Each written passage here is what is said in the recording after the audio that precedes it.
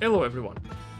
This will be a different video from the usual template I created, mainly because I'll disclose all my thoughts on the open and closed beta for Diablo 4, in which I participated and managed to almost 100% all the content offered.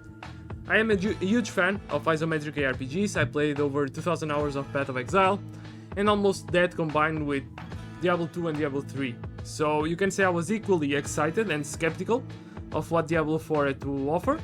If you don't want to hear every single detail, suffice it to say that what was presented to us here in this beta has left me wildly surprised and managed to leave such a good impression on me that I can now say I am looking forward to Diablo 4 full release.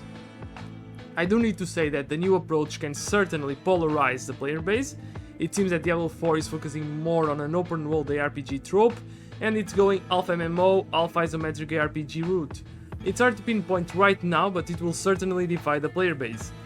Let's go over the different sections and I'll try to give my exact transparent thoughts into what Blizzard can and should improve, but also what they got right so far.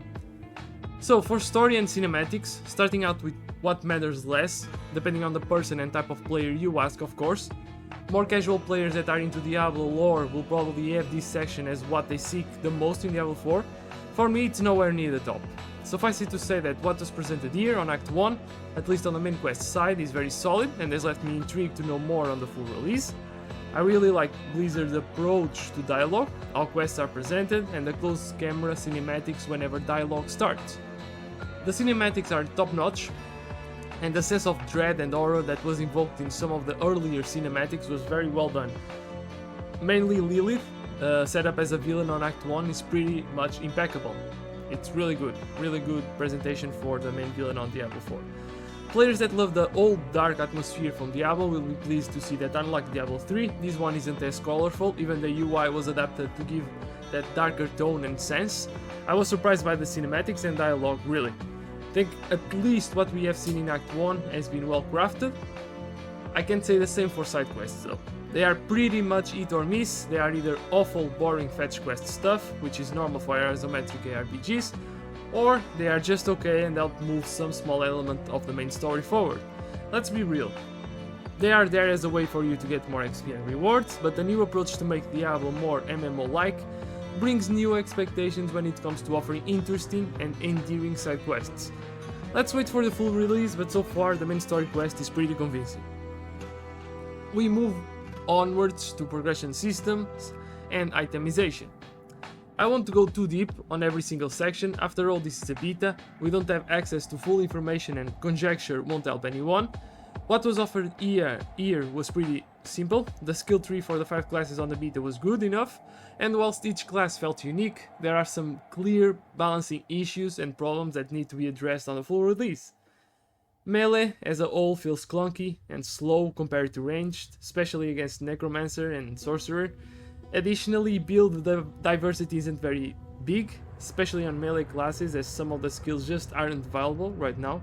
We need to see the Paragon skill tree to have a full picture of what can be achieved with each class. Most of the builds people, and even me, created defaulted a lot on the same basic and core skills, as those were the ones with the most promising damage output, considering the different aspects from legendaries available on Act 1. Diablo progression systems are very simple when you compare them to the Path of Exile. For example, you can use enchantments on socketable gear to give a boost, be it higher mobility, sustain, mitigation or damage. Aspects can be retrieved from a legendary item and imprinted into another for a certain price in gold and materials. Gear can also be upgraded at the blacksmith as long as you have the necessary gold and materials, which you can acquire by salvaging useless items in your inventory. Some aspects range from godlike to useless. There is no in between, at least on the ones that I saw. You can get some of them from dungeons when you clear it for the first time, but most of them are RNG based. Although as long as you get one legendary with that aspect, you can extract it and use it on a better legendary that suits your build better. There is no stats boosting, like intelligence, dexterity, strength and so on, and the big new introduction, which certainly comes with the MMO and open world aspect of Diablo 4, is level scaling. So no matter where you are, with few zone exceptions, enemies will be scaled to your level, so it's key that you continuously get new gear in order to keep up with the new zone level. You can never outlevel a zone, you will be either at the same level or a bit under leveled on the few rare occasions that I've seen. If you feel like you haven't had any good gear drops, you can always use any marbles, curiosity marbles as they are called, that drop from chests, events and dungeons, and you can purchase a random rarity gear item from the vendor. It's basically RNG, and I'm unsure about the rates for legendary or rare, but it felt like open and closed beta had different legendary drop rates. Open beta had a bit less favorable legendary drop rates from the curiosity vendor. Overall, it's too early to tell whether some of the changes in Diablo are in Diablo's 4 favor or not. The MMO systems may yet hinder the game, but we don't know yet. One thing they need to do for sure is look at balancing and make sure that melee is not fucked as it was in this beta, especially Druid. Combat and bosses. That's the next section. On this section, I just wanted to highlight that the combat feels super good, weighty and punchy. Your hits have impact, at least on melee. I tested Barbarian and Druid and skills feel great.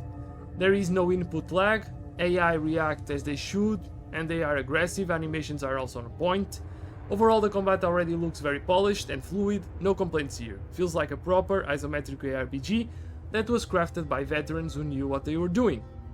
Boss fights are multi-staged and very unique. I was surprised that most of the dungeons and unique bosses, and there are like 150 plus dungeons that are planned for the full game, so that's crazy. Even if it's a 1:2 ratio, it's still pretty great. They test you and require you to think. They are slower than Path of Exile, for example, but very fun. Boss and boss abilities design are also finely crafted. The only complaint I have here is how some abilities severely punish melee players, which will require you to dance around or waste time waiting for a boss that is like in a pool of poison or a pool of shadow that does shadow damage, whilst a sorcerer or a necromancer can just kite around and dance around the boss with their summons or with their chain lighting, for example, on sorcerer, and still melt the boss as they are doing that. Blizzard seriously needs to balance boss fights around both melee and ranged. The ranged classes right now are godlikes. They shouldn't feel like gods, and melee classes shouldn't feel like oboes, especially on a few specific bosses. It's like night and day. In terms of role and atmosphere, Diablo 4 switched entirely. How traversal is done on the map, how the map progression is done. Instead of semi-open world areas or large linear areas, we now have a big open world full of activities, very akin to something you would see on an MMO. Lost Ark comes to mind immediately. Although you can't access some of the systems, it's clear as day that mounts will be a thing, and they will be sorely needed as they were locked during this beta, and it was a pain in the ass to walk around at snail speed to every quest and dungeon on the map. If you played Lost Ark, you'll be familiar with how the map of Diablo 4 is laid out. All around you, events are spawning, some are doable solo, others might require help from players passing by. Dungeons have their own unique maps, but the main idea behind Diablo's 4 map is having a shared open world where players can interact with each other, do world bosses, events, and have a bigger MMO aspect. Now, this can be bad and good. Bad in the sense that it opens new avenues for further monetization, and it's Blizzard that we are talking about, so even if the full release doesn't have anything, be assured that when the hype dies down on Diablo 4 and the players move on, they will want to sink in money from Diablo 4, and they'll start doing that by introducing some predatory microtransactions. I'm no doubt on that. And good in the sense that it might bring harder content, only doable in cooperation with other players, similar to Lost Ark raids. Now, for my final thoughts and opinion, the direction Blizzard chose to go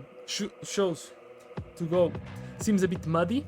It can either go very wrong or very right. I don't feel like there is an in-between.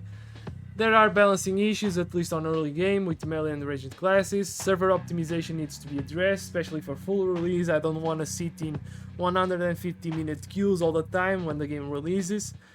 More aspects and cooler ones need to be done, so it increases build diversity, and battle pass shenanigans need to be reserved for cosmetic only items, or I am out. What was offered here was good. The combat feels meaty and fluid. The atmosphere, world and cinematics are dark and adequate to the Diablo lore, but there is still work to be done. I'm also curious on how the MMO aspect will fit in once we reach endgame.